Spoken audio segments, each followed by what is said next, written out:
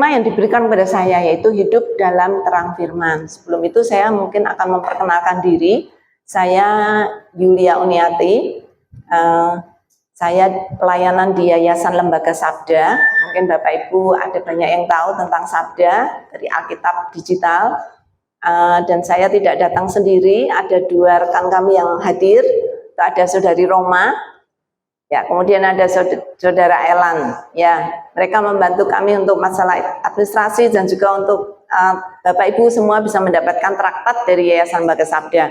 Ya, pelayanan Yayasan Lembaga Sabda pelayanan digital Bapak Ibu. Jadi kami sebenarnya tidak ada cetak mencetak, tapi kebetulan karena banyak sekali yang meminta, jadi kami punya traktat, ada 4 traktat untuk anak-anak. Silakan Bapak Ibu nanti kalau misalnya membutuhkan bisa menghubungi kami bisa mengirimkan atau memberikan kepada Bapak Ibu, ya. Tapi selain itu pelayanan Yayasan Lembaga Sabda adalah yayasan digital, jadi seluruh pelayanan kami ada di internet, gitu ya. Secara khusus fokus dari Yayasan Lembaga Sabda adalah Alkitab Digital atau studi Alkitab Digital. Karena itu kami menyediakan bukan hanya Alkitab saja, tetapi juga alat-alat yang akan dipakai untuk melakukan studi Alkitab. Karena kalau Alkitab saja, Bapak Ibu akan kesulitan untuk melakukan studi Alkitab. Jadi kami menyediakan ada banyak bahan-bahan biblika, seperti tafsiran, kamus Alkitab, kemudian ada Alkipedia, kemudian ada juga Bible Map atau peta Alkitab. Jadi itu Yayasan Lembaga Sabda Bapak Ibu. Jadi kami mengikuti perkembangan teknologi dari 94 ketika yayasan ini lahir sampai sekarang. Jadi waktu itu kami membuat alat-alat untuk melakukan studi Alkitab yang sangat lengkap melalui software Alkitab. Kemudian ada juga aplikasi Alkitab yang ada di handphone Bapak Ibu. Kemudian ada juga situs Alkitab yang sangat canggih sekali. Ada di internet, sangat besar sekali situs Alkitab ini. Kemudian yang terakhir kami juga memiliki mengikuti teknologi AI. Jadi kami juga memiliki Alkitab GPT. Alkitab, jadi kita menolong Bapak Ibu dan teman-teman semua dan khususnya kaum muda, kaum Gen Z untuk belajar Alkitab dengan AI. Ya, ya. Kalau nanti Bapak Ibu ingin tahu lebih banyak, silahkan menghubungi kami. Ya. Hari ini saya akan memberikan satu pendalaman Alkitab dari Yosua 1 ayat 8. Ya, saya akan memberikan latar belakang dulu ya Bapak Ibu. Ya, ini adalah tema yang diberikan kepada saya, itu hidup dalam terang firman, diambil dari Yosua 1 ayat 8. Ya, karena saya adalah juga dosen dari STT, Sekolah Teologi dan Mengajar Hermeneutik, jadi saya akan mengikuti langkah-langkah hermeneutik ya Bapak Ibu, supaya kita belajar Alkitab dengan bertanggung jawab.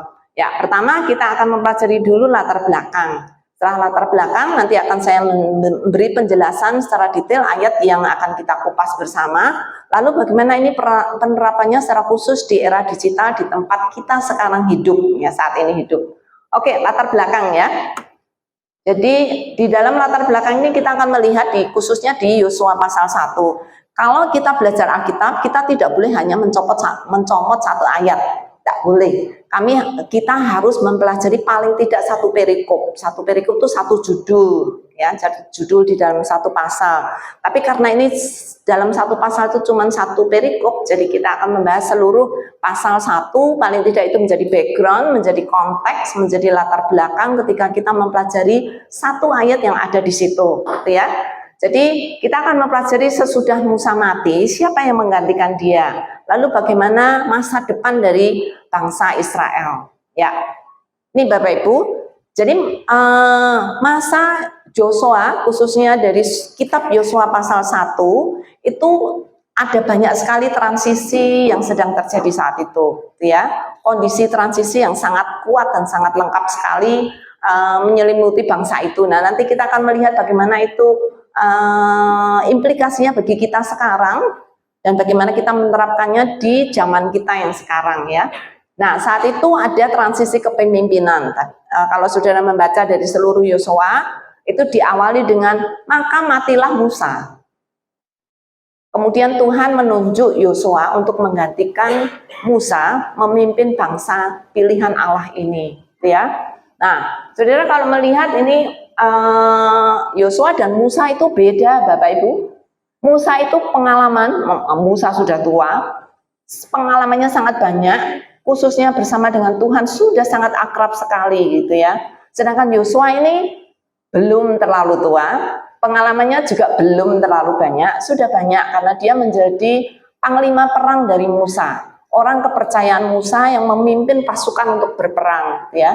Jadi pengalamannya cukup tapi belum sebanyak Musa. Kalau dibandingkan dengan Musa ya masih jauh lah gitu ya. Maka kalau kita bilang Musa mencari pengganti, ya dapatnya Yosua gitu ya, yang tidak sehebat Musa ya. Nah, tetapi hal yang paling penting di belakang mereka adalah baik Musa atau Yosua, dua-duanya dipanggil oleh Tuhan. Nah, itu yang paling penting. Bukan seberapa banyak pengalaman yang mereka punyai, oh Musa lebih bagus nih daripada Yosua. Yang dilihat bukan itunya, memang pengalamannya lebih banyak Musa. Tetapi siapa yang memanggil mereka? Itu yang lebih penting.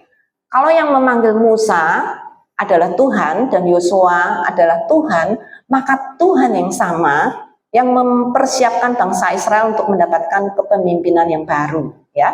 Kemudian yang kedua, transisi ke tanah perjanjian. Saudara, bangsa Israel itu 40 tahun dipimpin oleh Musa, muter-muter di padang belantara, di padang gurun ya.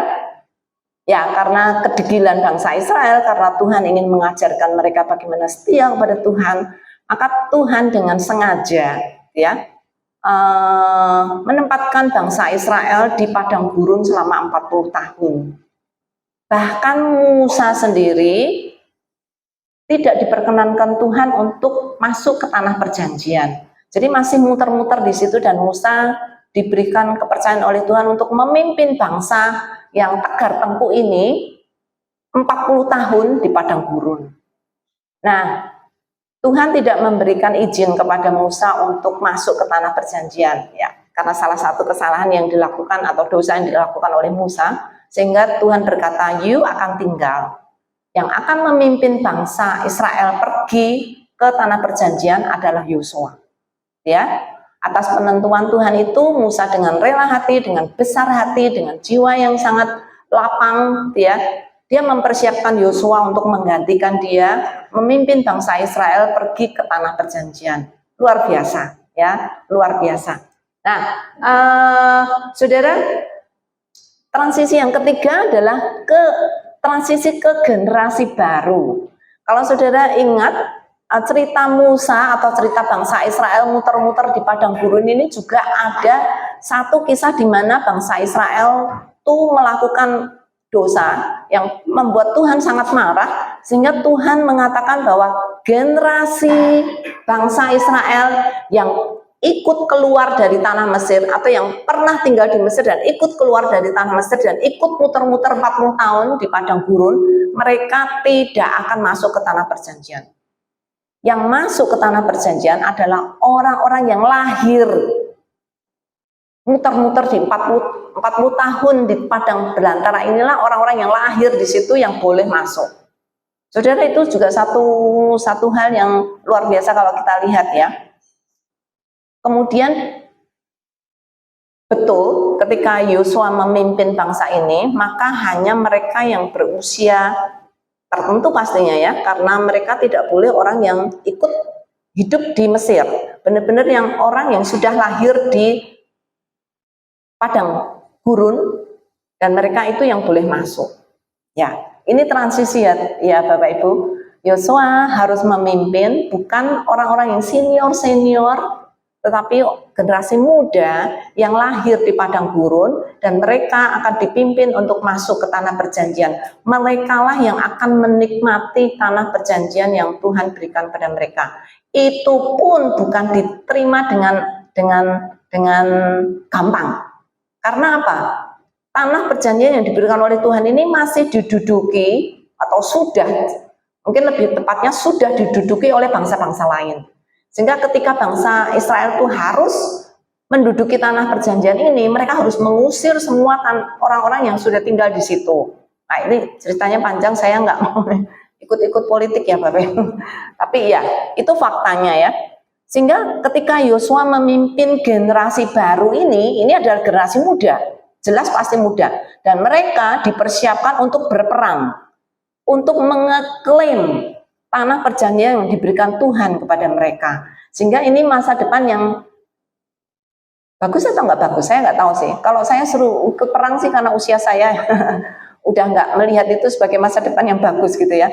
Tetapi anak muda mungkin semangat sekali ya mengeklaim tanah perjanjian yang Tuhan sudah berikan, dan mereka berangkat ke tanah perjanjian dengan satu semangat, berperang, ya, berperang melawan penduduk yang sudah tinggal di situ duluan, mengusir mereka sehingga mereka bisa tinggal di situ. Selain itu juga pengaruh budaya yang ada di tanah yang akan ditempati ini. Mereka adalah orang-orang yang tidak mengenal Tuhan, mereka orang-orang kafir, mereka adalah orang-orang yang sudah punya budaya yang lain yang jelas tidak menyembah pada Tuhan. Sehingga generasi baru ini tantangannya sangat besar. Bukan hanya berperang untuk mengusir mereka dari tanah mereka, tapi juga mereka harus bergaul dengan mereka karena mereka tinggal di sekitar tanah-tanah itu. Orang-orang yang tidak percaya, orang-orang yang punya budaya yang sangat beda, budaya bukan mengenal Tuhan. Mengenal Tuhan sehingga tantangannya sangat besar sekali. Ya, itu cukup untuk latar belakang ya. Tapi saudara, Yosua melihat tantangan itukah? Ya, sangat. Tapi dia punya hati yang sangat besar karena dia punya modal. Modalnya cuma dua, Bapak Ibu. Satu, janji Tuhan akan tanah perjanjian. Yosua sudah mengenal Musa sangat baik. Yosua sudah tahu bagaimana Musa menggantungkan hidupnya kepada Tuhan. Yosua juga sudah belajar tentang siapakah Allah. Allah yang tidak pernah bohong, Allah yang maha kuasa, Allah yang maha kudus, Allah yang maha benar, dan Allah yang luar biasa. Karena itu ketika Tuhan memberikan tongkat estafet kepemimpinan kepada dia dan tantangan yang harus dihadapi, bayangkan saudara-saudara memimpin pasukan yang nanti itu akan perang gitu ya. Bukan untuk tinggal di pegunungan dan akan menikmati pemandangan, tidak, ini akan perang ya. Nah karena itu Bapak Ibu, ketika Yosua masuk ke dalam posisi kepemimpinan ini, dia tahu persis, aku punya Tuhan, dan Tuhan punya janji. Janji Tuhan itulah yang dipegang oleh dia, menjadi modal utama. Tuhan sudah janji. Artinya apa? Kalau nanti aku perang dengan semua pasukanku, Tuhan pasti akan memberi kemenangan. Karena tanah itu sudah diklaim akan diberikan kepada mereka. Dan siapa yang memberikan? Tuhan. Yang dia kenal Tuhan yang luar biasa. Kemudian yang kedua, yaitu penyertaan Tuhan. Tuhan bukan hanya memberikan janji, tetapi Tuhan juga memberikan janji penyertaan. Ini kalimat-kalimat yang sangat terkenal. Saya sengaja menulis dalam bahasa Inggris karena lebih enak didengar dan lebih gampang diingat Bapak Ibu, karena very good gitu ya. I will be with you. Itu janji Tuhan. Aku akan menyertai kamu kemanapun kamu pergi, aku akan ada di sana. Satu. Kedua, karena itu Tuhan berkata, be strong and courageous. Jadilah kamu berani, jadilah kamu kuat dan kamu berani, gitu ya. Dan itu janji Tuhan yang dipegang oleh Yosua. Saudara kalau membaca nanti ya di seluruh pasal 1 dari Yosua, itu kata be strong and courageous itu diulang sampai 4-5 kali. Itu menunjukkan apa? Tuhan tuh serius. Saudara, kalau saudara menemukan kata-kata di dalam Alkitab yang diulang-ulang, itu bukan karena kesalahan ketik, bukan karena penulisnya ceroboh, tapi itu dengan sengaja ditulis. Karena apa? Penting. Setiap di dalam bagian-bagian Alkitab dimanapun, kalau sudah melihat ada kata-kata yang diulang, itu artinya very important. Sangat penting. Karena itu diulang sampai 4-5 kali. Bahkan janji bahwa tanah yang aku sudah berikan kepada Musa akan aku berikan juga kepadamu. Itu juga diulang 4 kali Bapak Ibu. Jadi Tuhan itu serius ketika memberikan janjinya. Tuhan juga serius ketika memberikan penyertaannya. Nah, sekarang kita akan masuk ke ayat yang diberikan pada saya untuk saya khotbahkan ya, yaitu dari Yosua 1 ayat 8. Kita akan kupas satu persatu ya. Ini adalah pesan Yosua kepada bangsa Israel. Ketika tongkat kepemimpinan itu ada di tangan dia, dia dengan tegas berkata kepada bangsa Israel. Padahal bangsa Israel ini kan bangsa yang tegar tenguk ya, bukan orang yang gampang. Tetapi Yosua dengan berani dia berkata dengan sangat tegas sekali. Nah, ini adalah satu bagian dari banyak kata-kata Yosua sebenarnya ya. Tapi karena ayat ini yang diberikan kepada saya akan mengupas hanya ayat ini saja. Juga karena waktu ya, pasti nggak mungkin saya akan mengupas banyak. Ini saya ambil dari TB.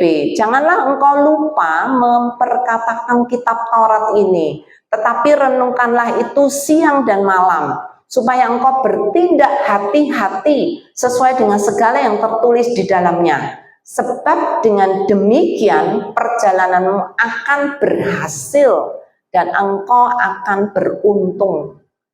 Kata sukses, engkau akan sukses dan engkau akan beruntung. Oh, itu dua kata yang mujarab untuk kita semua ya. Kalau dibilang you pasti akan sukses, wow, langsung kita akan dengar ya. Tapi saudara, kalau saya melihat dari versi bahasa Inggris itu kok agak beda ya. Bahasa Inggris mengatakan the book of the law shall not depart from your mouth, but you shall meditate it day and night, so that you may be careful to do according to all that is written in it.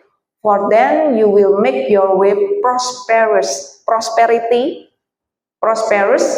and salah ketiknya, then you will have good success. Nah, salah satu cara kita mempelajari Alkitab atau menggali Alkitab dengan baik, salah satu ya Bapak Ibu, membandingkan dengan versi-versi yang lain. Karena tidak ada versi Alkitab yang sempurna. Tapi kalau saudara membaca beberapa, maka saudara akan melihat lebih jelas lagi. Karena masing-masing terjemahan beda-beda. Bukan beda isinya, esensinya sama, tetapi kalimat atau choice of word atau pilihan katanya bisa berbeda. Ada yang lebih tepat daripada yang lain lebih tepat daripada yang ini. Jadi saudara nggak bisa bilang, oh terjemahan ini paling bagus. Enggak. Menurut saya sebagai dosen hermeneutik, pakai beberapa versi sekaligus untuk membandingkan. Karena dengan membandingkan saudara akan memiliki kelengkapan. Jadi lebih lengkap. Karena sebagian artinya sebenarnya sama, cuman choice of word-nya beda, pilihan katanya beda, ya Bapak Ibu. Karena itu saya mengambil satu terjemahan yang dibuat oleh Yayasan Lembaga Sabda, yaitu AYT, Alkitab yang Terbuka. Ini lebih mirip sekali dengan ESV. Saya paling suka dengan ESV ya. Kitab Taurat ini tidak boleh jauh dari mulutmu. Ya, itu terjemahan literal. Tetapi kamu harus merenungkannya siang malam, supaya kamu dapat sungguh-sungguh melakukan sesuai dengan semua yang tertulis di dalamnya. Dengan demikian kamu akan membuat jalanmu berhasil dan kamu akan beruntung. Sama ya, sebenarnya sama. Tetapi hanya satu yang saya lihat agak berbeda, yaitu jauh dari mulutmu. Kalau dari TB itu tidak memperkatakan, tapi kalau dari ESV itu shall not depart from your mouth, ya. Dan ini terjemahnya lebih mirip daripada ESV. Jadi saya akan pakai ini Bapak Ibu. Ya. Oke.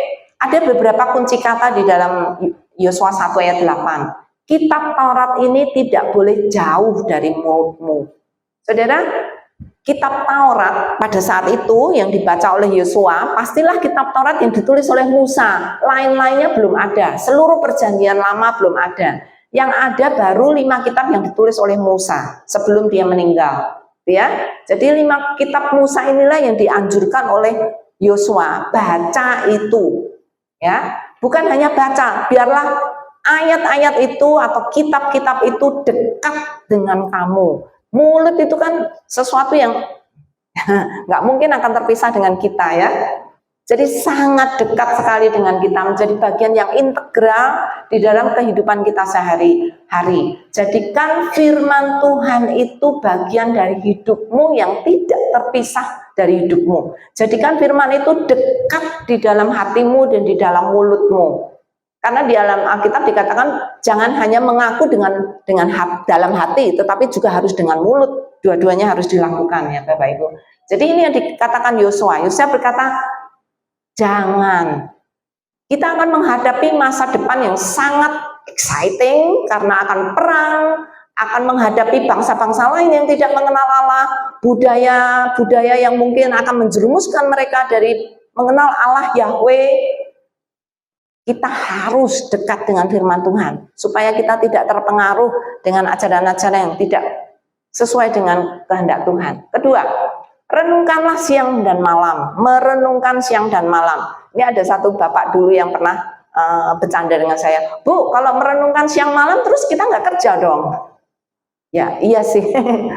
Maksudnya bukan saudara nggak boleh kerja atau saudara nggak kerja ya, tetapi menunjukkan tindakan aktif dalam merenungkan dan mempelajari firman Tuhan secara mendalam. Ini melibatkan pemahaman dan refleksi secara konsisten dan kontinu, tidak terbatas pada waktu tertentu, tetapi dalam setiap aspek kehidupan. Artinya apa Bapak Ibu? Ketika kita merenungkan firman Tuhan siang dan malam, itu di saat melakukan apapun, kita praktekkan firman Tuhan itu. Kalau saya sedang berdagang, apakah prinsip dagang saya itu sesuai dengan firman Tuhan? Nah, ini mumpung ada di rumah sakit ya. Ketika saya melayani pasien, apakah saya memakai prinsip firman Tuhan ketika melakukan pelayanan saya? Ketika saya melayani pasien saya menyediakan obat, apakah saya memakai prinsip kebenaran firman Tuhan ketika melakukan itu? Apakah saya akan dengan ceroboh melakukannya? Apakah saya akan dengan seenaknya melakukan hal itu? Apakah saya tidak care dengan orang yang saya layani? Prinsip-prinsip itu harus menjadi bagian dari hidup kita, dimanapun kita bekerja, apapun yang kita lakukan.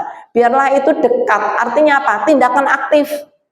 Kalau saya sedang berbicara dengan pasien, apakah firman Tuhan menjadi bagian dari apa yang saya praktekkan?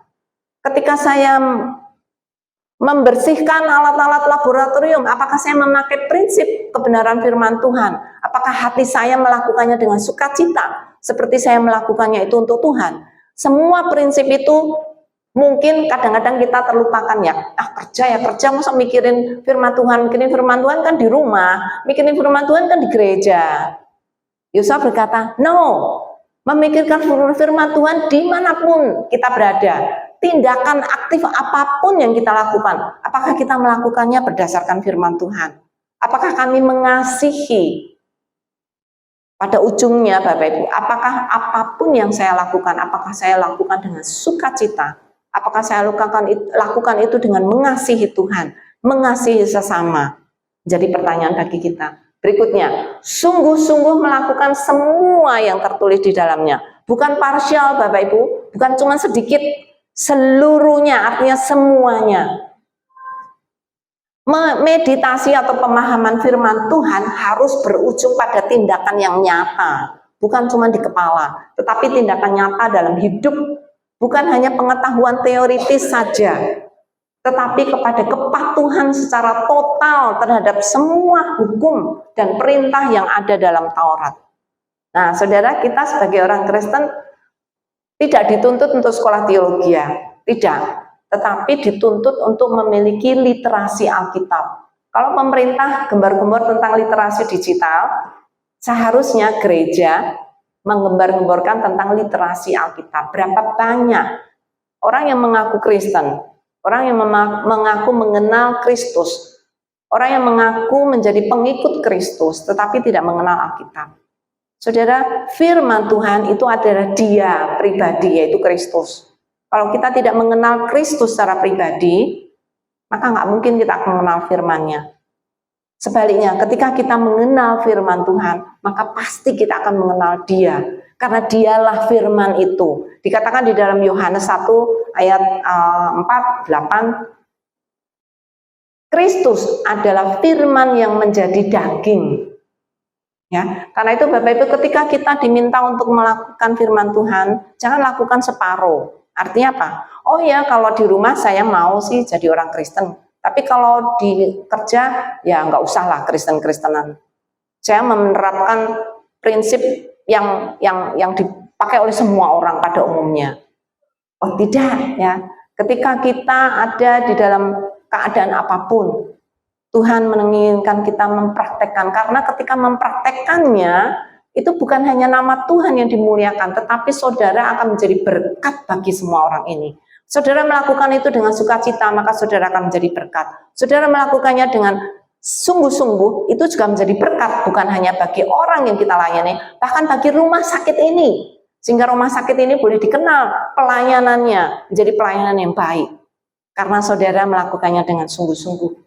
Ya, berikutnya, jalanmu berhasil dan kamu akan beruntung. Ini menunjukkan keberhasilan yang datang sebagai hasil, bukan hasil dulu baru saudara melakukan firman Tuhan. Tidak, karena saudara melakukan firman Tuhan maka saudara akan mendapatkan hasil. Ini adalah hasil dari ketaatan kita, hasil dari penerapan firman Tuhan di dalam hidup kita. Dengan merenungkan firman Tuhan kita mendapatkan kebijaksanaan. Tuhan, saudara, ada satu buku ya, judulnya All Truth is God's Truth. Artinya seluruh kebenaran yang ada di dunia ini adalah kebenaran Tuhan. Seluruh prinsip kebenaran yang Tuhan berikan pada manusia itu sudah ada di dalam Alkitab. Kalau kita merenungkan firman Tuhan dan kita melakukan firman Tuhan, maka kita akan diberikan bijaksana oleh Tuhan. Itu yang membuat kita beruntung. Yang membuat beruntung bukan karena saudara, kalau orang Jawa bilang dermimil firman Tuhan, tetapi karena saudara melakukan firman Tuhan. Ketika melakukan firman Tuhan, maka Tuhan akan memberikan bijaksana kepada kita. Ketika kita melayani pasien yang mungkin, gimana? Semua sudah dicoba, semua pelayanan sudah diberikan kepada dia, tapi dia nggak kunjung sembuh. Tetapi ketika saudara melaksanakan apa yang Tuhan berikan melalui firman-Nya, Tuhan akan memberikan bijaksana. Begitu banyak orang sudah memberikan kesaksian, saudara, termasuk pada saya ya, banyak, Bu, aku tuh udah nggak ngerti apa-apa, aku nggak tahu lagi apa yang saya lakukan. Tapi saya cuma bisa berdoa, dan aku ingat firman Tuhan berkata, you harus tetap setia menjalankan firman Tuhan. Aku jalankan, Bu. Ternyata Tuhan buka jalan. Gak nyangka, Bu, tidak tahu ya. Itu seperti seakan-akan kebetulan, tapi saya tidak percaya kebetulan, Bapak Ibu. Di dalam Tuhan tidak ada kebetulan. Semua sudah diatur oleh Tuhan. Ketika kita bergantung kepada Dia, maka Dia akan memberikan kebijaksanaan. Sehingga keputusan yang kita ambil, walaupun itu dengan pengetahuan kita, dengan keinginan kita, tetapi itu Tuhan yang sudah taruh di dalam hati kita. Tuhan taruh di dalam pikiran kita, sehingga kita ketika memberikan keputusan, Tuhan yang mengatur semuanya. Itu bisa terjadi karena apa? Karena saya menjalankan firman Tuhan.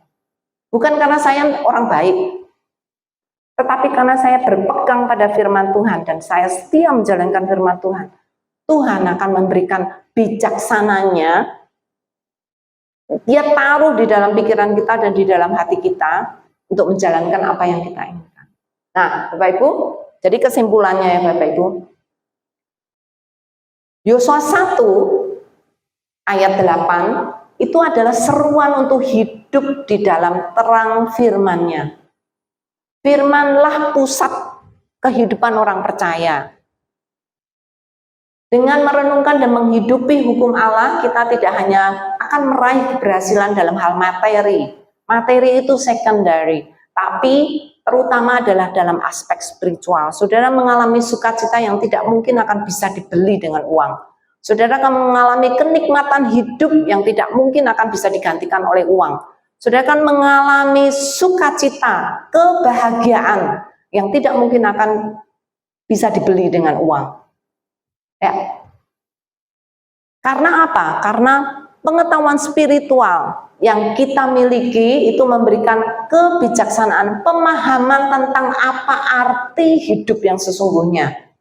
Sehingga itu akan menolong kita, menuntun kita untuk melakukan kehendak Tuhan sesuai dengan kehidupan yang Tuhan inginkan. Bapak Ibu, hanya satu kerinduan setiap orang yang mengasihi Tuhan, hidup melakukan kehendak Tuhan. Karena di sanalah terdapat kebahagiaan sejati yang tidak mungkin akan diberikan oleh dunia. Ya, saya akan coba saja ya Bapak Ibu, bagaimana kita menerapkan Yosua 1 ayat 8 ini. di dalam kehidupan kita sehari-hari, terkhusus di era digital ini. Saudara, saya yakin, saya nggak tahu dengan rumah sakit ini ya, tetapi yang jelas saya banyak baca, banyak rumah sakit mulai goyang-goyang, terutama pendidikan. Di dunia pendidikan lebih hebat lagi goyang-goyangnya. AI. Saudara merasa terancam dengan AI? Ya, saudara, bagaimana kita menerapkan kebenaran ini di dunia AI atau di era AI ini, Bapak Ibu? Saudara, situasi kita saat ini sebenarnya mirip loh dengan Yosua. Kalau saudara pikir-pikir jauh dengan bijaksana Tuhan, mirip banget. Kita sedang ada dalam transisi kepemimpinan, bukan? 2 hari lagi Pak Jokowi akan turun dan akan digantikan oleh pemimpin yang baru. Dia akan lebih baik kah? Dia akan lebih jelek kah? Apakah dia akan membawa Indonesia ke kejayaan kah?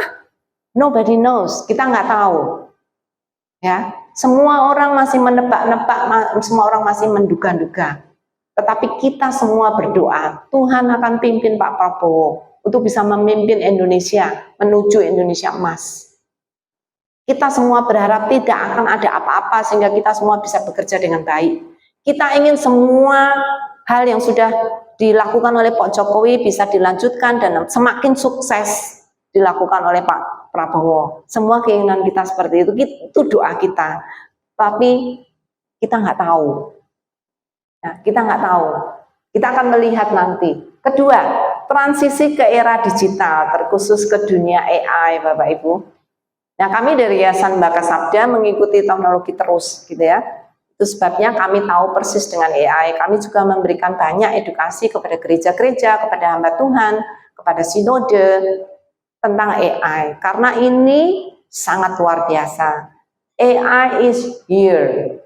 Banyak orang, oh nanti AI itu the future. Udah bukan future lagi, AI itu sudah di sini. AI is here, Bapak Ibu. Dan AI is here to stay.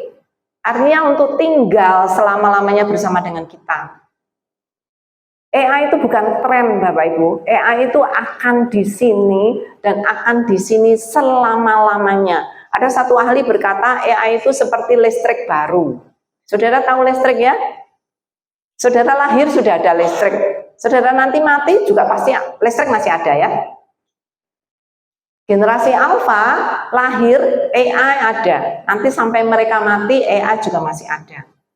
Itu fakta kedua, Bapak Ibu. Jadi fakta pertama AI is here, yang kedua AI is here to stay, bukan untuk kontrak Bapak Ibu, nanti akan pergi sendiri, enggak. Dia akan jadi listrik baru, akan ada di mana-mana saja. Ada orang, saya belum pernah tuh pakai AI, saya tanya, Ibu pernah pakai Tokopedia? Pernah, itu ada AI-nya. Saudara pernah pakai Grab, pakai Gokar? Ya, itu ada AI-nya. Saudara pernah pakai Google? Itu ada AI-nya. Saudara pakai sosial media? Semuanya sudah ada AI-nya, Bapak Ibu. Kalau Bapak Ibu nggak ngerasa, ada AI-nya. Dan fakta yang ketiga, AI change everything. AI akan mengubah segala sesuatunya. Siapkah kita? Banyak sekali yang nggak siap. Sekolah pun sekarang amburadul, nggak karuan, nggak tahu bagaimana membuat policy dengan anak-anak yang sekarang sudah memakai AI. Ibu-ibu pasutri yang masih muda nggak tahu bagaimana menolong anak-anaknya karena cara belajarnya udah beda sama dulu waktu dia belajar. Banyak guru-guru les sekarang kehilangan pekerjaan karena sudah tidak ada lagi yang mau les. Saudara, AI change everything, ya, mengubah segala sesuatu. Dari termasuk cara saudara nanti bekerja. Saya nggak tahu rumah sakit ini ya, tapi pasti akan terdampak. Termasuk cara kita melayani, termasuk cara gereja melayani, akankah survive? Anak alfa sekarang untuk dengerin khotbah 2 jam, 1 jam nggak bisa, saudara. Harus mengubah cara kita mengajar, harus mengubah cara kita berkhotbah, harus mengubah apapun. Nah, kita nggak terasa karena kita udah dewasa ya. Tetapi kalau kita mau survive, gereja mau survive dengan masa depannya, mau nggak mau harus mikir banyak, saudara. Nah, Kemudian transisi ke generasi baru. Saudara, generasi saudara, generasi saya beda. Generasi saudara dengan generasi Z udah beda. Saudara dengan generasi Alpha beda lagi. Bahkan saudara ada beberapa orang berkata, saya sekarang kalau ngomong sama anak saya nggak mudeng tuh, anak saya ngomong apa. Apalagi kalau SMS, wes nggak mudeng blas. Pakai singkatan-singkatan, pakai istilah-istilah yang tidak mengerti. Saudara, perubahan sangat cepat sekali. Ini seperti Yosua. Yosua tuh harus deal dengan orang-orang muda yang akan pindah ke negara lain dan akan memiliki culture yang baru, akan memiliki apapun yang baru, cara hidup yang baru. Dulu di belantara, dulu di padang pasir, sekarang akan pindah ke tempat yang beda, yang sama sekali tidak sama. Dulu diberi mana oleh Tuhan, dulu diberi tiang api oleh Tuhan, sekarang tidak ada lagi semuanya itu, harus survive. Perubahan yang cukup besar. Generasi baru yang dipimpin oleh Yosua tidak sama lagi dengan generasinya Musa. Semuanya berubah.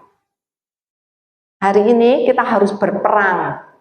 Bukan perang dengan senjata, tetapi perang dengan pengaruh duniawi yang sangat luar biasa.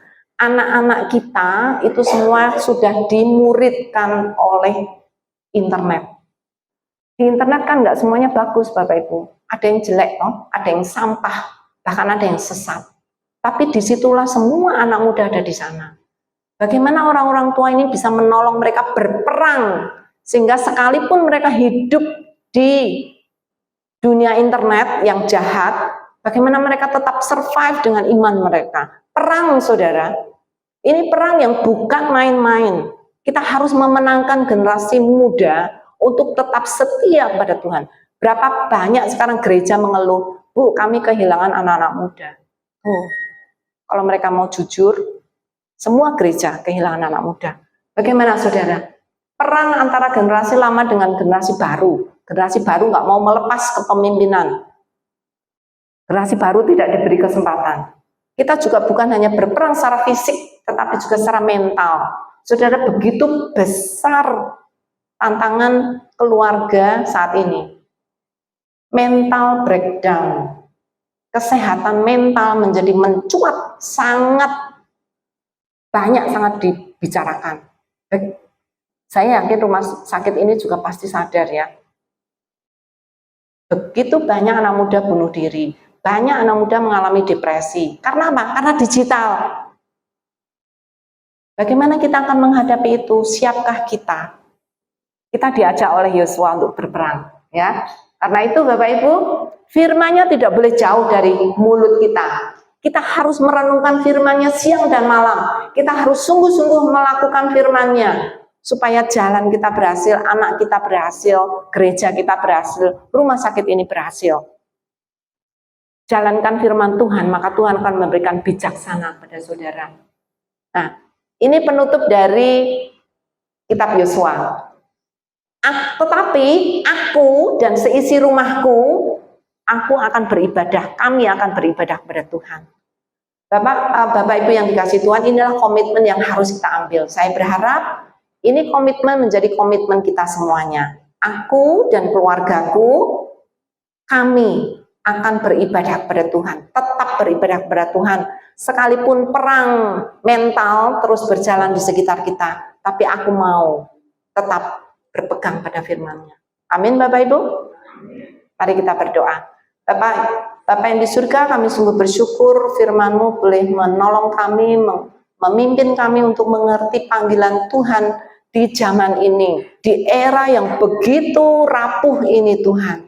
Kami melihat begitu banyak anak muda sudah terseret ke dunia internet, dunia maya yang memakan mereka habis-habis. Sehingga mereka mengalami kesehatan mental yang sangat-sangat rapuh sekali. Tuhan kiranya Engkau tolong kami supaya kami boleh terus berpegang pada firman-Mu, sehingga kami boleh memimpin bukan hanya diri kami tetapi orang-orang yang ada di sekitar kami, bahkan generasi yang ada di depan kami. Tuhan, terima kasih untuk segala berkat anugerah yang Tuhan berikan. Kiranya Engkau terus berikan kami kekuatan, terus berikan kepada kami kesungguhan untuk kami boleh memenangkan keluarga-keluarga kami di era digital ini untuk tetap sungguh memegang firman-Mu. Terima kasih Tuhan. Di dalam nama Putra-Mu yang tunggal, Tuhan kami Yesus Kristus kami berdoa. Amin.